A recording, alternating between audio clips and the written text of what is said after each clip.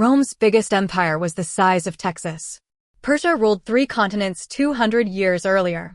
We just stopped teaching about them. In 480 BC, a Persian king sat on a marble throne in a city carved from a mountain. His name was Xerxes, and the empire under his sandals was the largest the world had ever seen. 5.5 million square kilometers. Compare that to Rome at its absolute peak, under the Emperor Trajan, 600 years later. 5 million square kilometers. Persia was bigger. And Persia got there first. By 200 years. Stand on the terrace at Persepolis today, and the proof is still there. Carved stone soldiers. Lions hunting bulls. 23 delegations from 23 nations, walking up the staircase in a single frozen file, bearing tribute. Each delegation in different clothes. Different hats. Different gifts. Camels from Bactria. Lion cubs from Elam. Vases of gold from Lydia. Horses from Cappadocia. Ivory tusks from Ethiopia. These were the people who paid taxes to Persia. 20 separate provinces called satrapies. A bureaucracy older than the alphabet most of us read. The empire stretched from Greece to the Indus River. From the Black Sea to the Nile. From Libya to modern-day Pakistan. One king. One coinage. One language of administration. One road that linked it all together. So why does no one teach this? The empire began with a single decision in 539 BC. A Persian king walked into Babylon, the most powerful city on earth, and didn't burn it. He didn't massacre its priests. He didn't drag its gods through the streets. He did the opposite of every conqueror before him. We know exactly what he did, because he wrote it down. On a piece of clay. 9 inches long. Baked. Buried under the city walls.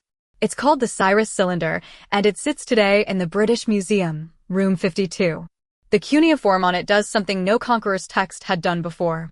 The king declares that the deported peoples of Babylon, Jews, Phoenicians, others, may go home. That they may rebuild their temples. That their gods are their own. That king's name was Cyrus II. The king who let the Jews go home. You won't find his face anywhere. The Persians didn't make portrait statues of their kings. No marble busts. No coins with his profile.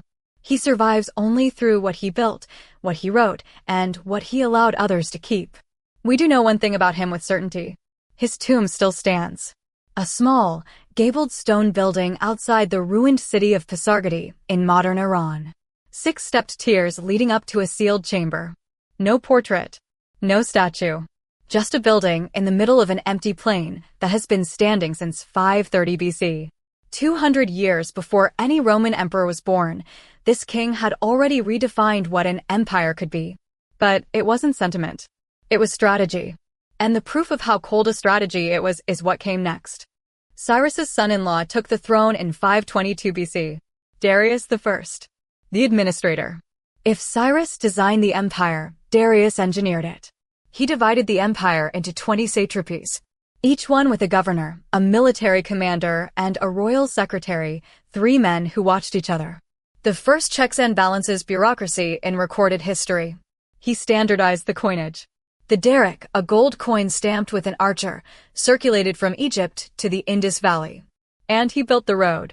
The royal road ran from Sardis on the Aegean coast to Susa, near the Persian Gulf. 1,677 miles. 2,700 kilometers of paved, patrolled, marked highway. Every 15 miles, a relay station. Fresh horses. A fresh rider. A government messenger could carry a sealed letter from one end to the other in 7 days. Herodotus, the Greek historian, watched the system run and described it in a single famous line. Neither snow nor rain nor heat nor darkness of night stays these couriers from the swift completion of their appointed rounds. That sentence is the inscription on the main post office in New York City. From a Greek writing about a Persian empire 2,500 years ago. Rome wouldn't build a road system this size for another 500 years. And the road wasn't just for couriers. Along it moved tax revenue from 20 satrapies, weighed and counted in the royal treasury at Susa. Spices from India. Tin from the Caucasus. Slaves, soldiers, scribes, ambassadors. The royal road was a circulatory system pumping wealth from the edges of the known world to the king's vault. Sections of that road are still walkable today. In eastern Turkey and western Iran, the stone pavers still in place under 2,500 years of dust. And the army that ran along this road was, in its own way, even more terrifying. The Persian king had a personal infantry. They were called the Immortals. 10,000 men. Selected. Armored. Trained. The number never changed. 10,000 exactly. The moment a soldier fell, in battle, in illness, in age, another was promoted in. By dawn the next day, the unit was again 10,000 strong. To an enemy on the field, the army never lost a man. That's where the name came from. Not from any belief that they couldn't die. From the simple, brutal fact that the king's bookkeepers had already counted 10,000 replacements waiting in the next room. The Immortals carried short stabbing spears, recurve bows, and Achaemenid, short daggers. Their armor was bronze fish scale, sewn onto leather. Their wicker shields were painted with the faces of demons to terrify horses. We don't have to imagine what they looked like. We have them. Carved life-size into the palace walls at Susa, in glazed brick. Blue, gold, and white. The frieze is in the Louvre now, room 308. Each archer is 6 feet tall, wearing a long pleated robe, holding a spear and a bow case.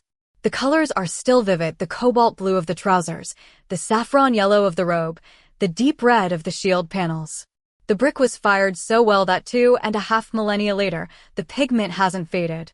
They are walking eternally around a palace that no longer stands. But every empire has a year it stops being immortal. In the spring of 330 BC, a young Macedonian king walked into Persepolis. His name was Alexander. He was 26 years old. He had spent 4 years burning his way across an empire that had stood for 220 years. Persepolis was not a city. It was a ceremonial capital. A place where the king received tribute. A place where the bas-reliefs we still see today were carved to be the public face of the empire. And after a banquet, the Macedonians set it on fire. We don't know exactly why. Some Greek writers say a courtesan named Thais convinced Alexander to burn it as revenge for the Persians burning Athens a century and a half earlier. Other ancient sources say Alexander gave the order coldly and on purpose to signal that the old empire was over. Either way, in a single night, the wooden roofs of the palace caught and the limestone columns cracked from the heat. Archaeologists working at Persepolis in the 1930s found the fire's evidence still in the soil. Burned cedar timbers. Charcoal layers 6 inches deep. Bronze door fittings melted into the floor stones. The treasury still held tablets, clay accounting records, baked harder by the fire that destroyed the empire that wrote them. The stone reliefs survived. The wooden empire on top of them did not. But here's what the fire didn't burn, and this is the part that matters. A few miles from Persepolis, 4 kings are still buried. Naqsh-e Rustam. 4 tombs cut directly into a cliff of pink-gray stone. Each one carved as a tall cross, each one 50 feet above the ground, each one sealed for 2,500 years. Darius I is in there. The king who built the royal road and the satrapy system. Above his tomb door, carved into the stone, are the words he chose to be remembered by. A great god is Achaemenid, who created this earth, who created yon sky, who created man, who created happiness for man. It's signed. By name. By a king who has been dead for 25 centuries. And down on the floor of the valley, the bas-reliefs at Persepolis are still there. The tribute bearers from 23 nations are still walking up that staircase. The immortals are still marching. The lions are still hunting the bulls. The empire fell. The stones did not. That's why this matters. Because 200 years before Rome, on land that we now call Iran, an empire built a road longer than any Roman highway, an administration more sophisticated than any republic, and a code of religious tolerance that wouldn't appear in Europe for another 2,000 years. And then the West stopped teaching it. The Cyrus cylinder is still in the British Museum, room 52. The Royal Road is still partly walkable. Persepolis is still standing, missing its roof but not its reliefs. The tombs at Naqsh-e Rustam have never been opened. This is the empire that was bigger than Rome. The empire that came first. The empire whose bureaucracy ran on horseback couriers and clay tablets and bronze-scale armor, and whose grandeur is still cut into a mountain 2,500 years later. If this changed how you see the ancient world, subscribe. We reconstruct a lost empire every